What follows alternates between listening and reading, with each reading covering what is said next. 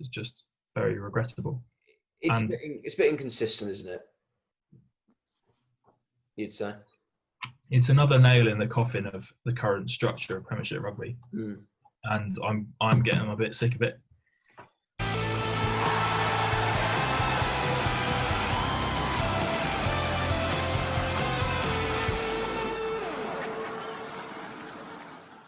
Hello, and in the week that COVID ruined Super Sunday, Saracens fire one final shot before departing into the Championship. The England training squad is announced. Interesting. North Harbour have beaten Tasman over in the Mitre 10, and the South African showdown wasn't quite the North v South game. That's all to come on tonight's episode of the Ruck and Wall podcast. I'm joined by the hyperactive Villa fan that is Joe Tricky. How you doing, Jay? Well, I say happier. I'm happier. My fantasy team is not happier. I had Van Dijk and Trent on the defence get me minus points and Watkins on 19 points on my bench. So I've taken a little bit of stick for that at work this morning. But yeah, unbelievable result. And what a game. And yes, below me is the man who is still can't believe that Man United are going to get Edison Cavani in about an hour's time. Yeah, hello, Harry Berryman. Evening, Johnny. I'm about dreams come true. Oh, right. We'll save that for our football podcast. Called Kick It in the Goal. No. Right. Premiership then. So the Premiership ended on Sunday. Well, the regular season anyway, before we go to the semi-finals. We still don't know who's actually in the semi-final because of Sale's COVID thing. But we'll come back to the COVID off-field stuff. Let's get the on-field stuff out of the way first. Obviously, Northampton had to forfeit due to player front row options and with the staff having COVID was after playing Sale. So Gloucester took that win. Harlequins, Leicester 32-26. Anything on that? Apart from, I know I've only really seen the highlights of that. Nadolo's got a nice try in the corner, beat about 4 players, and Michael Larner's son came off the bench, looked okay from what I saw of it. Yes, I mean, I'm sorry to dive back into fantasy chat, but I, within our league, I was playing my dad this weekend in our league final, and Nadolo won it for me. So, having not watched the game at all, it seems like he had a pretty dominant day. I think the game we were all sort of hoping that he would eventually have, and that certainly Leicester are hoping that he has more often than not. So they'll be quite pleased with that. I think mainly it was just a celebration of Chris Robshaw. Quite a few of these games this weekend had a sort of send off final game for a club legend, and yeah, it was nice to see a bit of recognition for Robshaw, who obviously you could say he's underappreciated, but everyone under the sun knows how good Chris Robshaw is by now because he's constantly on those lists of underappreciated rugby players. But he is very good. He has been very good. And the Premiership will miss him. Yeah, he's been a fantastic servant, and they did BT did a good job on in the week when Quinn's played Wasps, and obviously he was a bit gutted not to win that game. But yeah, they did a great piece on him, and he's got a lot of respect in England. Obviously, captained so many times. So yeah, good luck in America, Chris. We wish you well. Apart from that, Joe Marchant rising his role as a winger that he scored. And a time on the Blues earlier this year, as we talked about, and having another good game. Kobush was playing as well. Yes. Kobush ran a break. It's a great reaction. Was playing. Just watching the highlights as we speak, it kind of went in the wrong order for me because that's the only one I hadn't seen yet. Oh. But just watched Don Brandt's intercept try. He's very fast. Very, very fast, man. Probably good timing for him. Was he in this England squad? Yeah, he is. He is. Good. We'll get to that later. Quinn's finishing off in 7th. Good job. Move on. Leicester finishing 11th. Get in. Yeah, I think Quinn's has continued getting better. So if we're going to sign off everybody's season now, I think Quinn's are still as optimistic as they were back at the start of this restart, I think. Yeah. they've got. I'd say, what would one word to describe their season for me would be they have, or potential is what they've got. They've got potential to be top 16, but they also have potential to fall if they get injuries.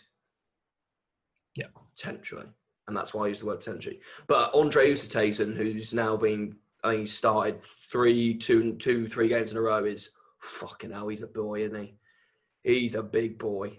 very large. So if he stays fit and Smith fires and they get Tyrone Green on the pitch eventually, yeah, they could be a decent little outside bet maybe for next year. But again, if they get injuries, they've not got the underbelly that a lot of teams have, so they could potentially drop themselves back in. But Leicester needed this season to end. We've talked about Leicester quite a lot on this podcast. I don't really know if we want to pick out old scabs, but they've not had a great year.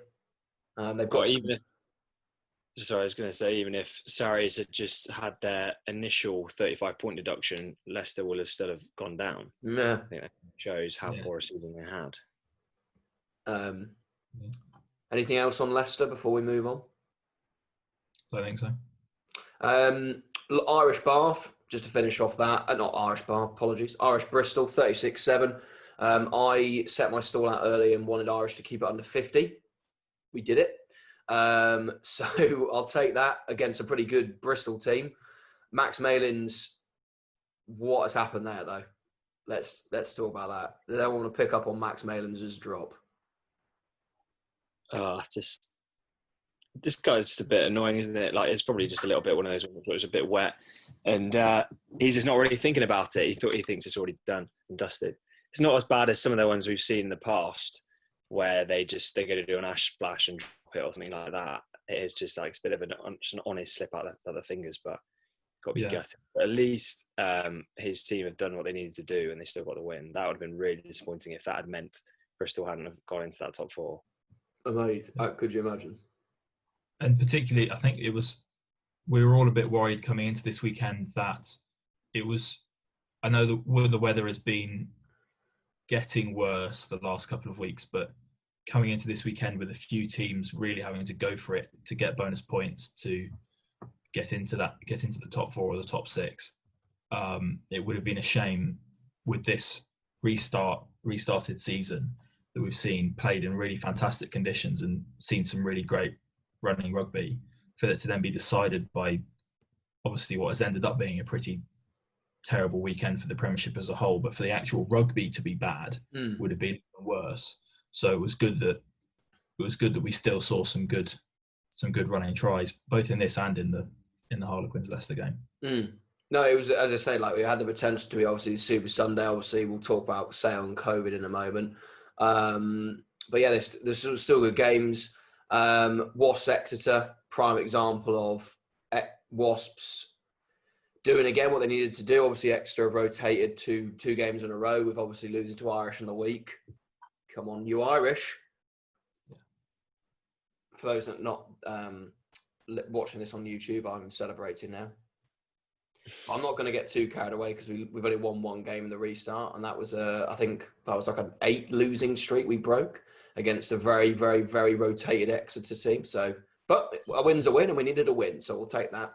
But Wasps, I mean, yes, you got to take a pinch of salt, but because it was again not a fully strength Exeter team, but even so, like, that's a very convincing win. And Wasps, I'd say, are in prime position to do something, and I think they might nick it. I think they're vulnerable.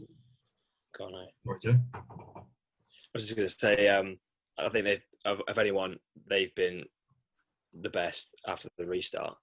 They've looked really, really impressive, and to kind of make the change from where they were, they've kind of done the opposite of Northampton, really, kind of almost swap places.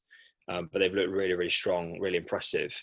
And I don't often say that I want Wasps to do well, but I think in this case, I think it would be a really good, really great turnaround and finish this season. And with them, with a home semi-final, they've got to be have one foot in that final, I think, and then it'll be a great matchup between them and Exeter if it were to happen. But to be quite honest, whoever finishes in that top 4, with that top 5 being so far ahead of everybody else, It's going to be a great matchup, both the semis and the final.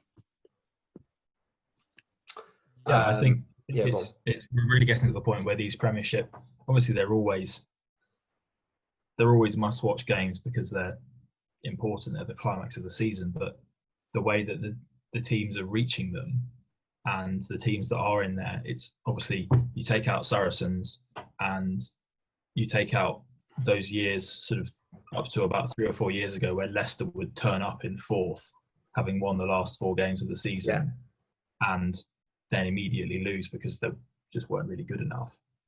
This is a group of 4 teams where obviously Exeter are the favourites, but between the other 3, it's very, very tight and contrasting styles. It's going to be a really good set of playoff games. You just hope that Exeter don't steamroll them. No, I don't necessarily think they will. They've still got to play Racing next weekend, haven't they? That's next weekend, isn't it? No, I think the Premiership rugby final is this weekend. Semi-finals is this weekend. Oh, yeah, and then they've still got to come off from that game against Racing, which will be. But yeah, as I say, I think provided that they need to get through to the final first, but we're still waiting to see who they're going to play because obviously, with Bath drawing 17-all to Saracens in a game where Bath really should have won that game, they were 17-3 up. They're absolutely comfortable. Ben Spencer is at his old club. Put them in the right area, scored a lovely try to take them out to that area. But Saracens are just, I mean, we know how good Saracens were. Obviously, disappointing that Brad Barrett couldn't play. He was injured in the end, I think, or he was ill, one of the two. So he didn't get the sent off because what a player he's been. Like Chris Robshaw, what a player. Brilliant in that Saracens team. Led that defensive effort for so many seasons. And an unsung hero probably amongst many of, like, he's not a world-class like superstar name, but he is a guy that you know that when he plays at 12, you're going to get hit, you're going to get run. You can play off him. Like, he might not be doing the creative Sonny Bill 12 work, but fantastic player. But fair play to Saracens with a few little rotations in. I thought Callum Hunter-Hill, who was at 6, usually plays in the second row, was very good. He was awesome in the line out. But Bath just let him in. Made a couple of mistakes, gave too many penalties away, and you can't do that against a team that has still got international quality. And yeah, it comes down to Sale on Wednesday night if we play it. So I don't know. Do you want anything on Saracens Bath, or do you want to talk? Does anyone want to pick up upon what they think of what's going to happen with Sale and what their thoughts on Sale are? Nothing really. Just another, not a great sign for Bath that they sort of stalled in this game. It didn't all quite fit together as well as it has done previously. But obviously, having not watched the game, I can't say too much. Yeah, I saw from about like the 30 mark onwards, I think it was, and from when I started watching, I think Bath were already quite far ahead, and then they finished the second half fairly strong, but then we just didn't really see anything from them in the second half at all. They just sort of went to sleep a little bit, and Sarries were re-energised, and I think that's what they can do with some of the players that they've got on the pitch. They still got a Toje and all those boys playing, so they just got too much quality in there. But yeah, they did quite a nice job, and Toje did a nice job as the man of the match at the end, speaking about Wigglesworth and Barrett and that sort of journey coming to an end. Bit of a shame that they didn't really get the send-off that they would have liked to have gotten, but it's going to be interesting to see what Sarries are like in the Championship next season. Yeah, they're going to. They've obviously got these young. There's obviously Tim Swinson and Pablo Cecino. They've signed of guys that they can really depend on, but they've got some really exciting young players in this team as well. We'll talk about the England squad in detail in a moment, but Ali Crossdale is one guy as well that's in this England squad who will get some game time in the Championship. Sagan will get some. I guess solid season on the wing, because I don't think Maitland's going to play overly that much. But again, I think from what we've heard from the Saracens' top players, they want to play. They want to play Jersey away. They want to go down to Cornish Pirates. They want to play these games. So I wouldn't be surprised if Saracens, these guys still do turn out. I don't think they're going to go on holiday. I don't think they're going to go for a sabbatical. They might explore other avenues. They might do some business work. They have other adventures, but I'd still think they can be dependent on them to still play. I don't think it's going to be a completely rotated out Saracens, I'd say. Remember there's quite a lot of doubt over whether this championship season is even going to happen. Yeah, it's that true as well. I was just going to say that. If the championship doesn't go ahead, I mean, if we're entirely honest, this rugby, certainly the Premiership, is going to look a lot different on New Year's Day than it does now, unless a lot of things change. Obviously, we'll come to the more immediate issues with COVID, but it's. I wouldn't be surprised if the championship doesn't go ahead, and if that happens, then the decision making about Saracens is very complicated because I don't think the Premiership clubs will let them back in. But on the other hand, the Premiership clubs do need people to play. So if it all goes under at once, then they might be desperate because Saracens aren't going to go bust. No. Does it go to ring? Do you go to ring? There are a few clubs that are safe and a few clubs that are very, very unsafe. And Saracens are one of the safe ones. Well, there was an interview with Tony Rowe this week, and Tony Rowe was saying he's burning £1 million a month. And that's at the best club. Like, that's ridiculous. He's always been like burning more. Exeter is not a profit-making business. Yeah, they are. They're the only ones that make profit, aren't they? I believe. Not in the same way as they were the ones that are probably best off financially. That's still. I mean, yes, everyone's burning money, but when the top guy's saying that they're burning this much money, I don't know. Maybe this is for another day, but it's worth to consider. The Championships one's interesting though, because at the moment I can't see whether they can get it done, because they need the crowds. They desperately need the crowds, as opposed to the Premiership teams as well. TV deal is negligible for the Championship. It's pretty much negligible for the Premiership. So yeah, but I think we don't know enough at the moment to talk about it in too much detail, unfortunately. Have you guys got any points on Sale? Thoughts on Sale? COVID cases, 19 COVID cases. Diamond's denying that they had a party. A lot of people are saying they had a party. I'm not going to say, I'm not calling Steve Diamond a liar, but he's bent the truth before. He's made statements to the media that have then turned out to maybe not have been the case. Specifically to Alangi, where he said, "We've had no conversations with the player," or something to that effect, only to then be announced about 6 hours later.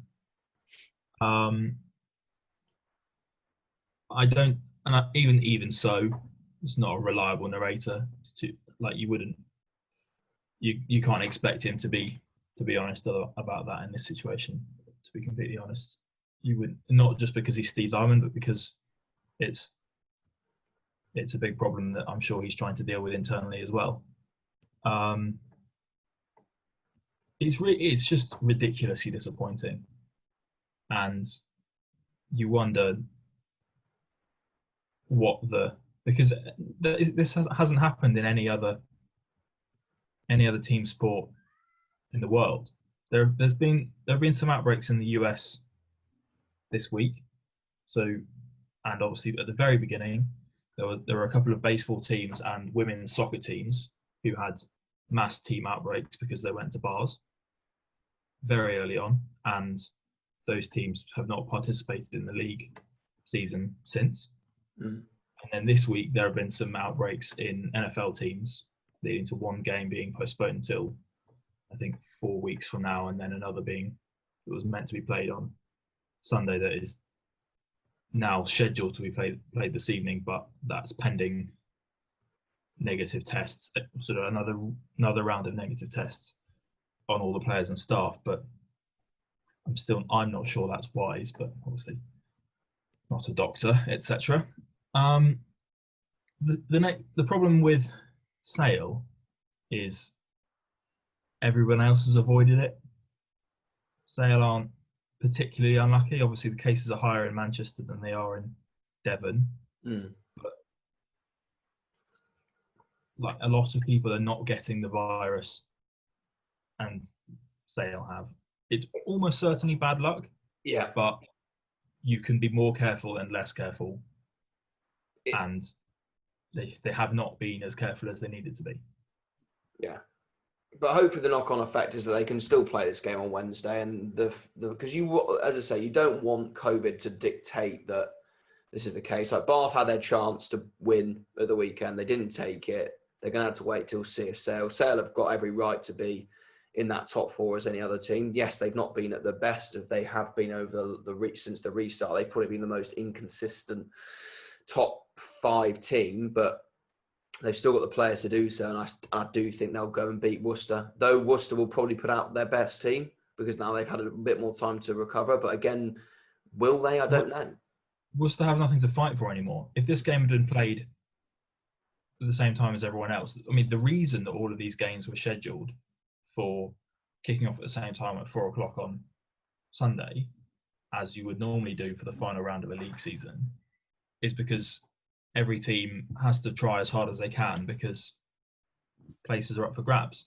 But now that Worcester know that they can't come 6th because Harlequins won and Gloucester and Northampton, whatever happened in that game, but 6th was within Worcester's reach, I think.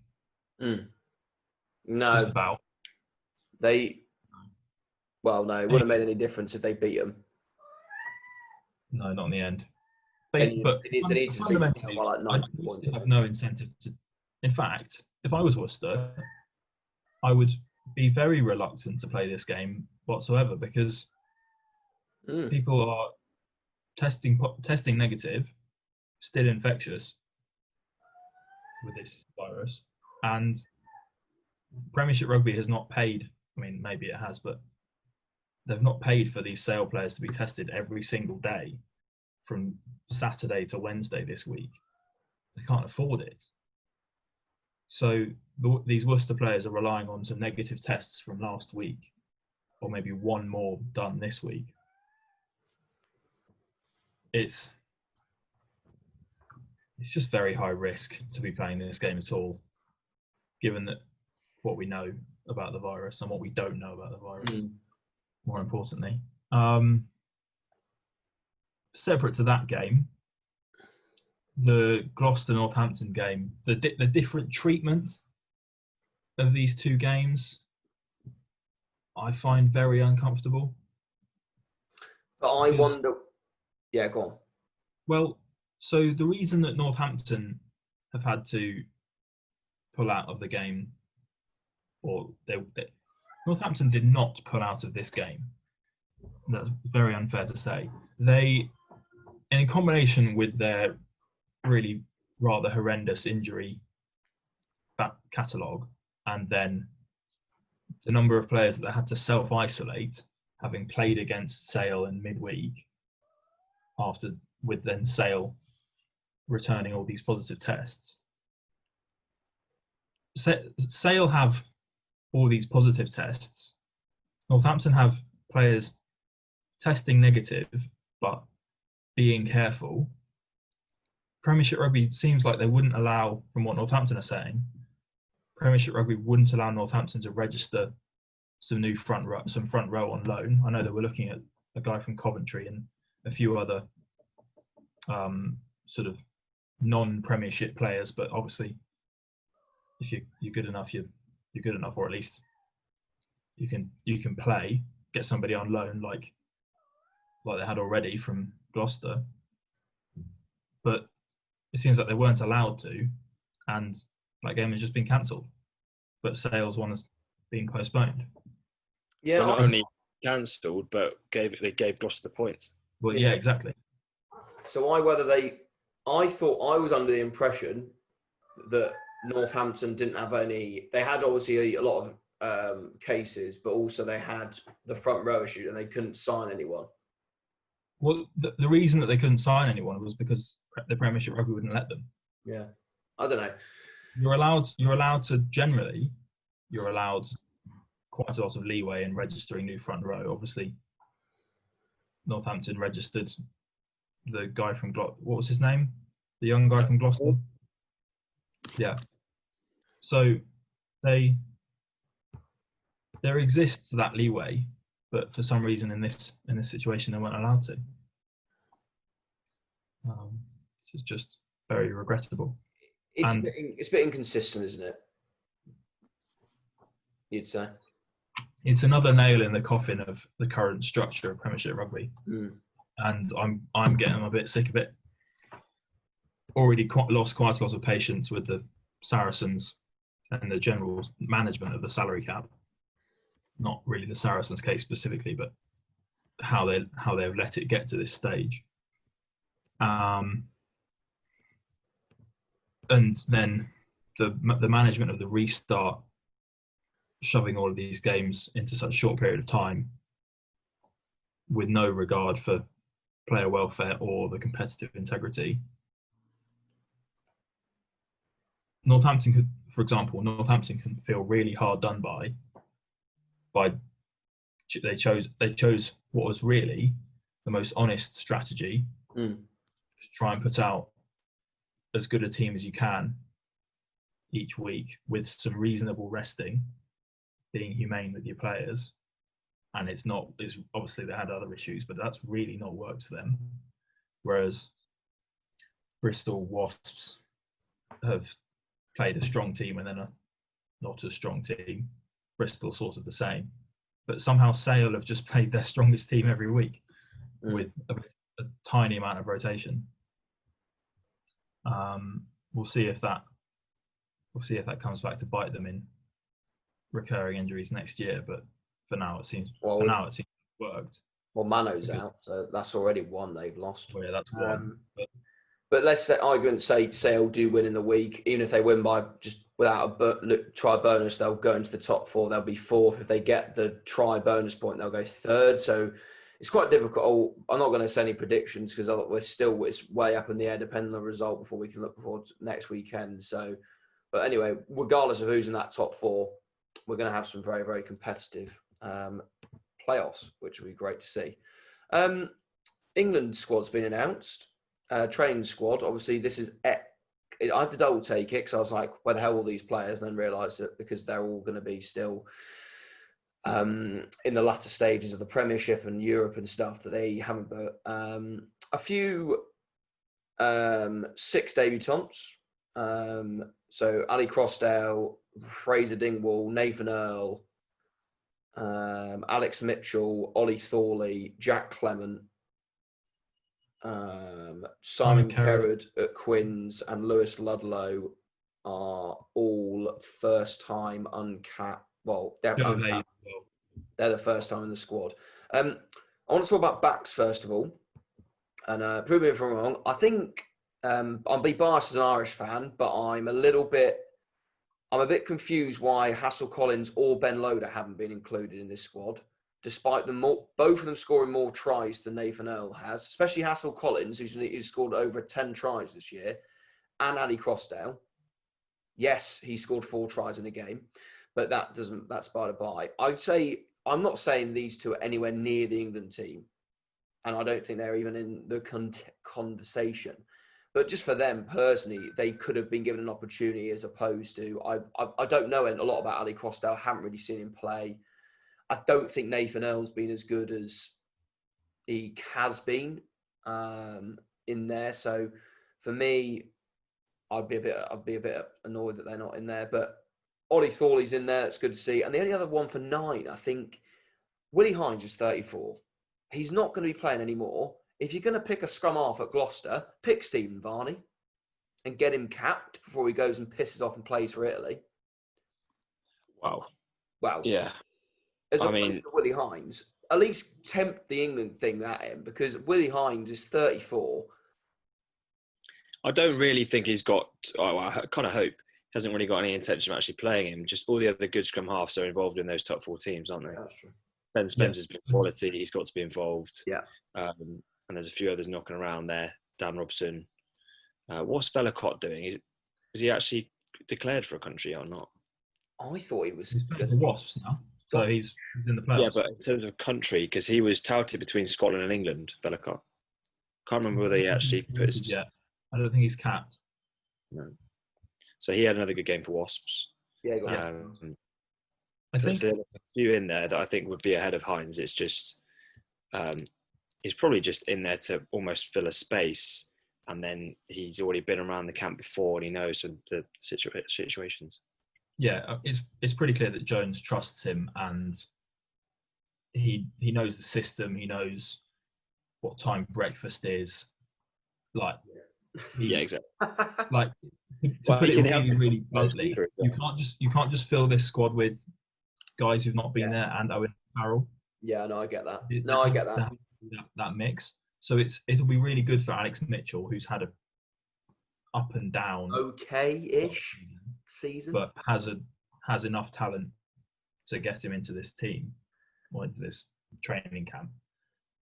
It'll be good for Alex Mitchell to be working with Youngs and Hines, because Youngs and Hines in particular, have the things that Mitchell doesn't have currently. So I think having one experienced 9 and 2 young guys, it's probably a little bit too far the other way for basically the player that touches the ball the most in your run-throughs. So it's probably better that they do this for the sake of developing all the outside backs. It's much better for Fraser Dingwall that Willie Hines is there than it is anyone else, and certainly for the forwards to have those experienced 9s, because there are a lot of very young, like even of the capped forwards, Singleton, very few, Don Brandt, none. He's capped. But then so many of them, so basically the established forwards are Billy, Mako, Mark Wilson, Jamie George, Ellis Genge. Yeah, that's it. That's it. 5 out of 10, 12 or so. Yeah. I think Marrow as well. I don't know if you said Marrow, but Marrow's in there as well. Oh, no, Marrow as well. So yeah, I think fundamentally those experienced 9s are there to help out the young forwards. Otherwise, for example, Nathan Earl is a test level winger. He's absolutely, I think he's great. I think he's the closest non-test squad winger around currently. He's been very unlucky with his injuries, but before them, he was brilliant, and he has been not like, he's not Nadolo, and he's not Sevu Reece, and he's not George Bridge, but he's just very, very reliable.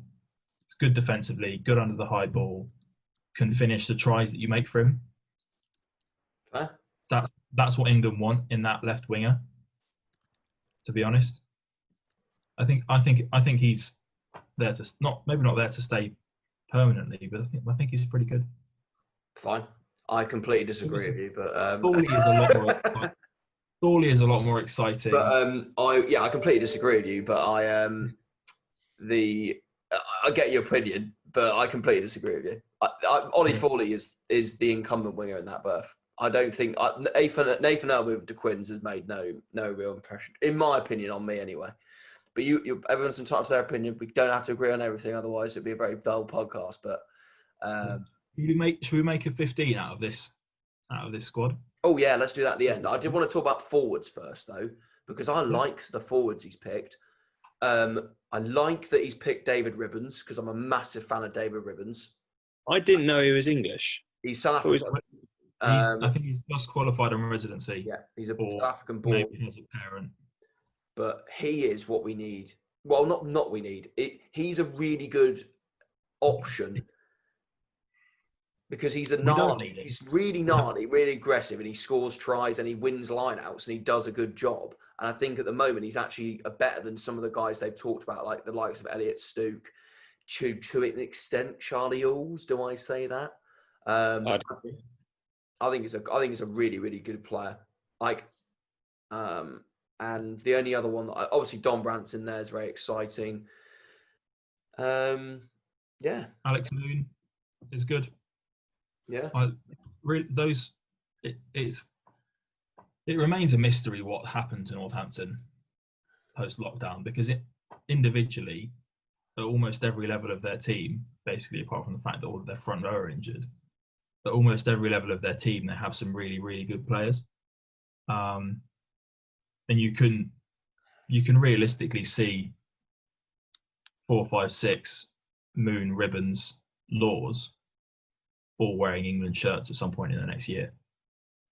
They're all very good, and in slightly different ways, which is fun. Mm. It's always nice.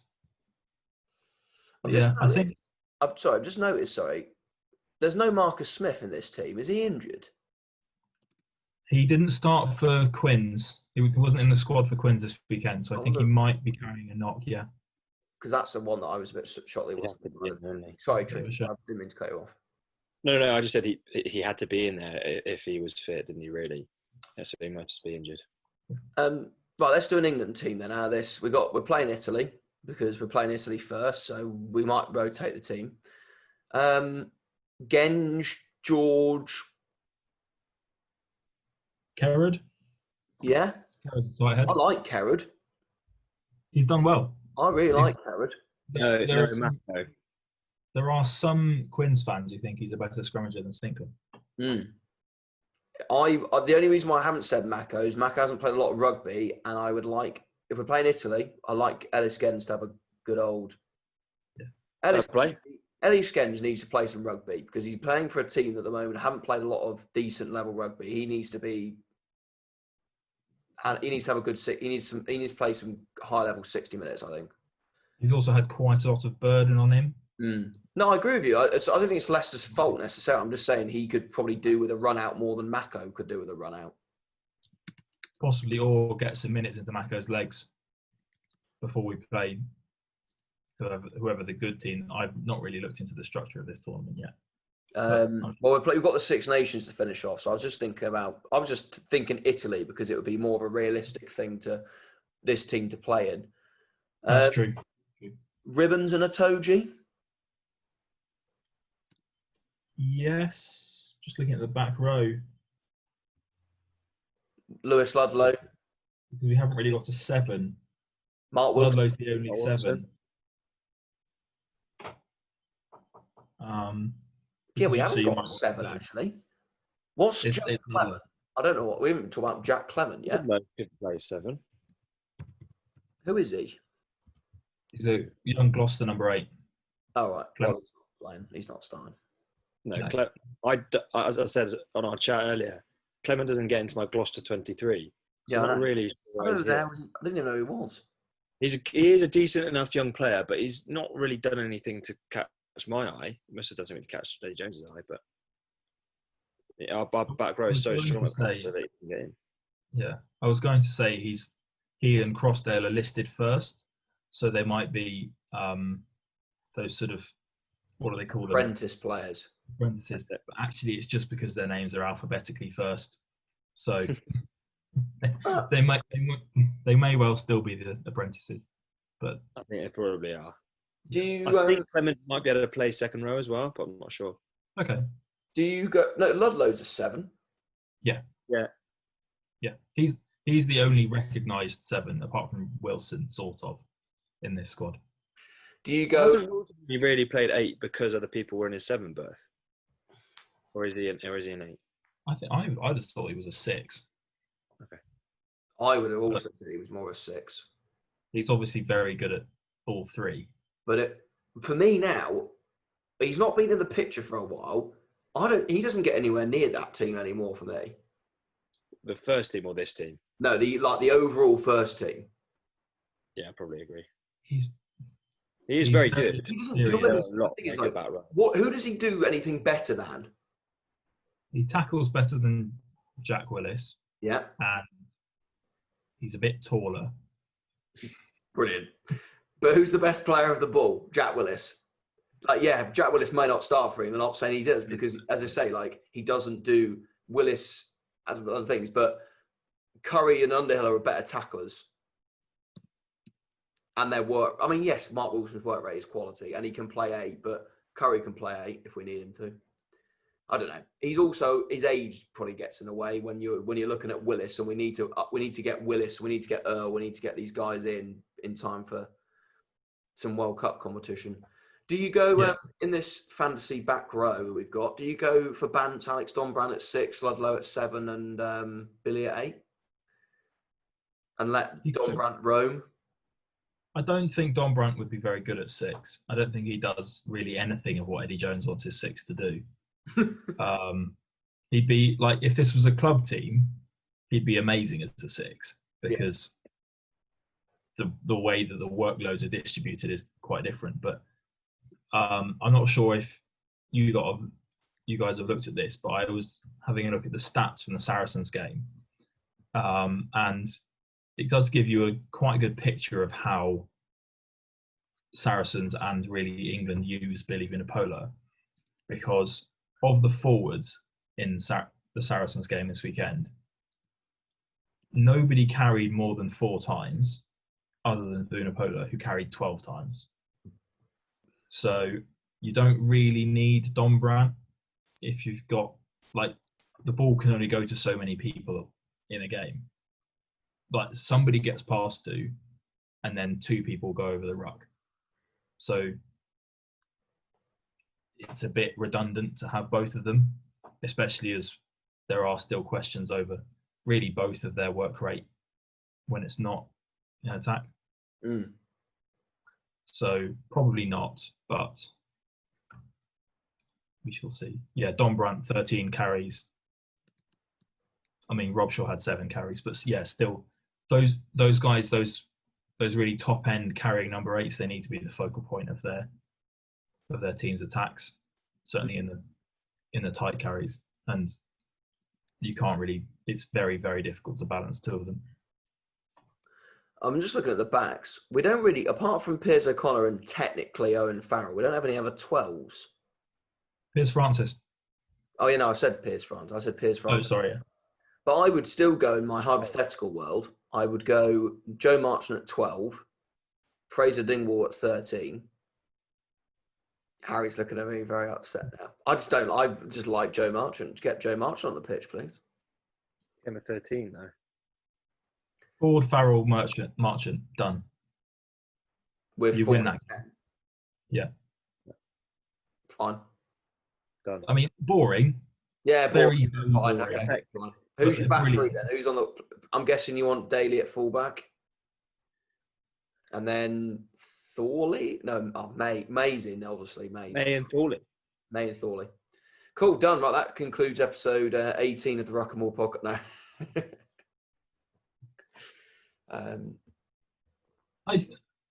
Don't be surprised when Eddie Jones picks Owen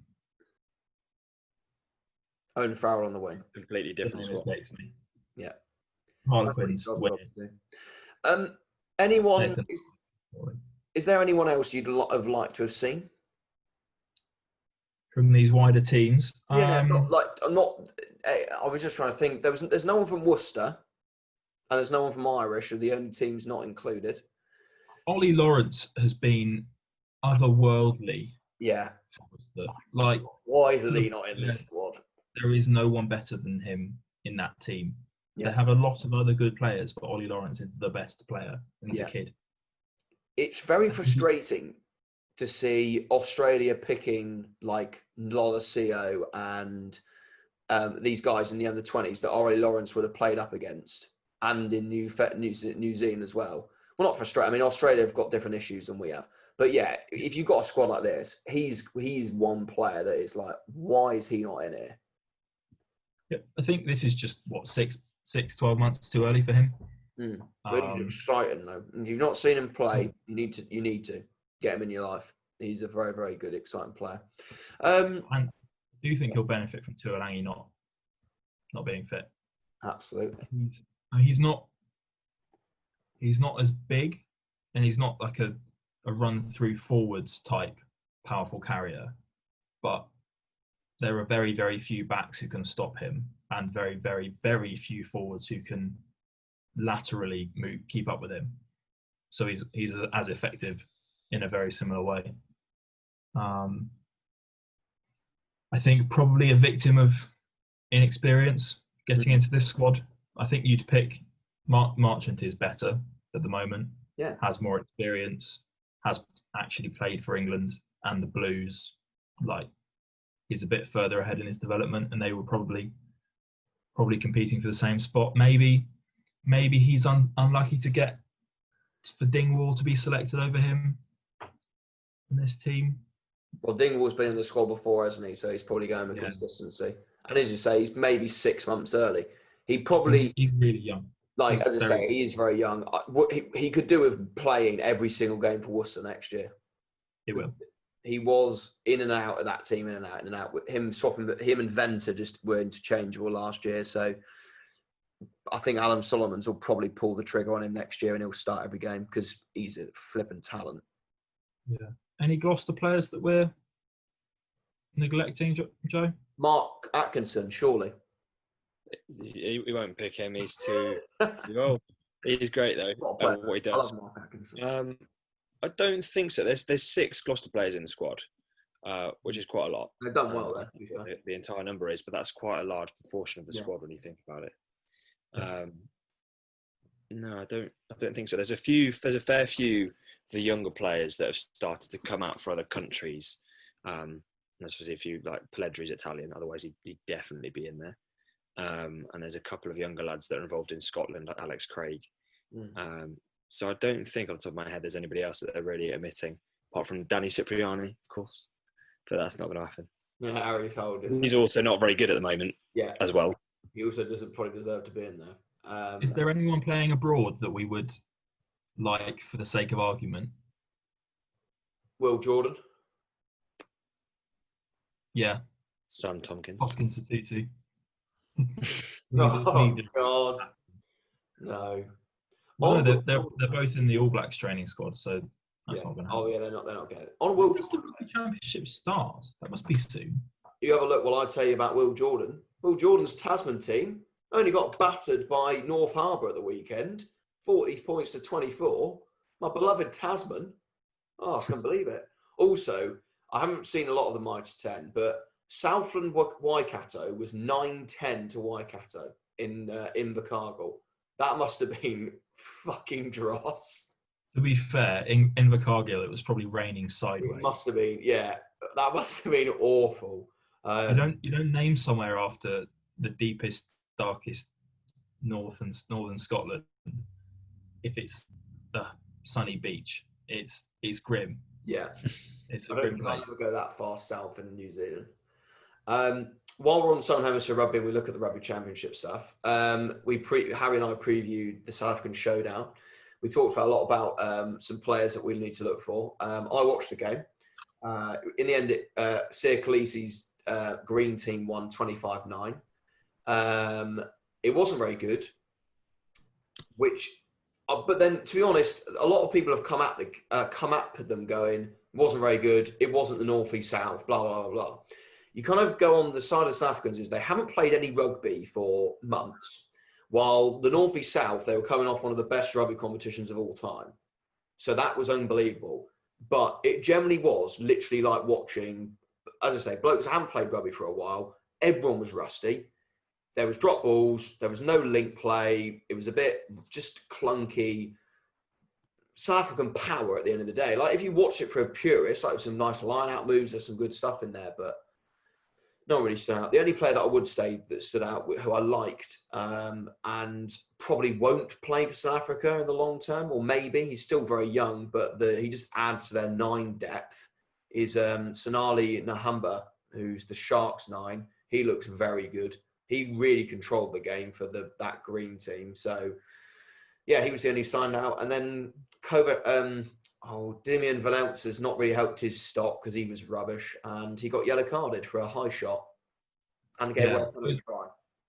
Those are the 2 highlights that well, not quite highlights, but headlines that I saw. Just on Nahamba, he's really, really fun to watch. Yeah. And will probably turn up at Toulon or Montpellier and just tear the Champions Cup apart when he doesn't get picked for the Springboks. The French will love him because he's a goal-kicking 9, so he'll fit in really well there. Really thrives on the unstructured play, but is actually quite a big bloke. So he can take the hits and tackle forwards when he needs to. So he'll have a good career ahead of him. I'm not sure. He's not actually that young. What, November? Yeah. No, he's just 21. Is he? Yeah. Okay, yes, he is 21. Yeah. He just adds to that depth issue that they have at the half. But yeah, he's one for the future. And then Valenza, that is a shame. Yeah, you don't want to write somebody's sort of immediate future off the back of a trial game when everyone's rusty, but when you get everything wrong, can't kick goals, like what have you been doing for the last 6 months if you haven't been just kicking? Also, the fact that he had Kerwin Bosch behind him on the bench, who was on fire before lockdown, and he came off the bench and just looked much better. So that's not really done him well. But also, you know how we were talking about in that pod, Harry, about the coaches had picked a forward versus a backs team? That didn't work. The green team got their selection bang on. They picked some big forwards because all the forwards and some big backs. They had Franz Stein at 12, didn't they? Yeah, and it just it was a few poached tries, but again, there was nothing really flowing really. But Rugby Championship, when's that starting? That is the 7th of November, and then they're running every week until the 12th. Oh, so right. It's basically the same time as the England stuff is all on. So it'd be nice to go back to the early weekend morning matches. They've been a favourite. I'll miss those.